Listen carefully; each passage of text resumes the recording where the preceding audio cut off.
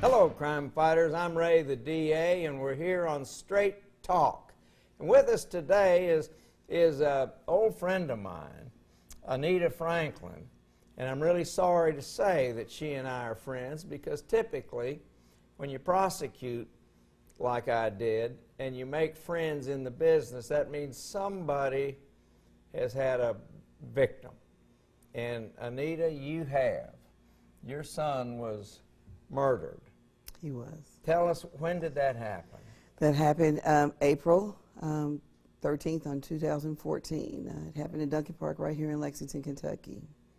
Now, your son was 21 years old. He was. He had just turned 21. Mm-hmm. A good-looking kid. He was. Now, tell me about, where were you when you learned? Well, Ray, I was at home, and he was going to head back to school. He was a student at Kentucky State University, and he wanted to go to Woodley Hill Park to skateboard. Mm-hmm. And so my younger son called and said he thought something had happened to Tony, and I said no, and quit calling me.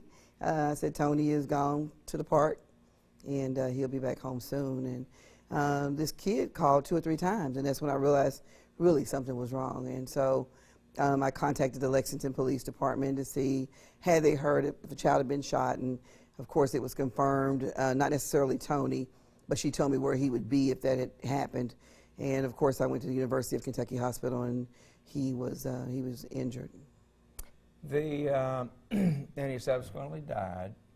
And one of the, I always admire people who are organ donors. Yes. And so 5 people are healthier now than they were thanks to him. Absolutely, and we have 2 of those recipients that are just like family. Mm-hmm. When I host events, they're there, and they're just extended family. We talk frequently, and I gained more to my family.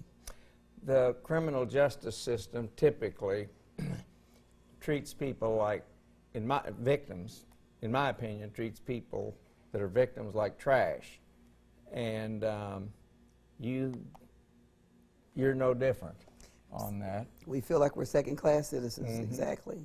And we got to do better about that. Well, a lot of people, when they have a loss like you've suffered, just kind of shrink and go away. Just hide it. Not you.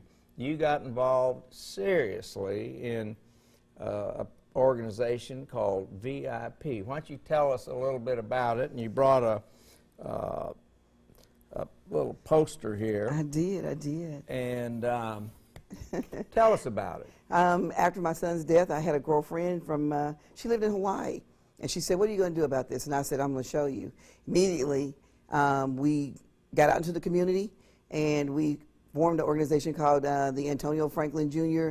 Violence Intervention Project, and the acronyms are VIP. And what we want our children to know is that they're very important people, but also that it's very important to pray. And we have one motto, and it says, let's live in peace, so we don't have to say rest in peace.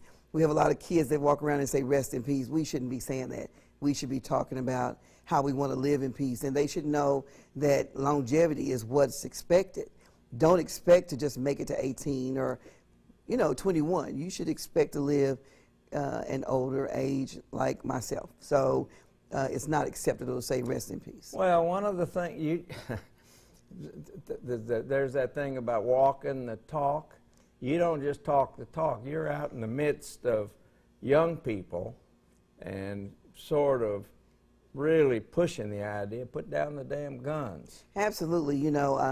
Ray, as being treated like a second-class citizen through my son's trial and through the penal system, also people still, as of today, point fingers and wonder, when am I going to stop talking?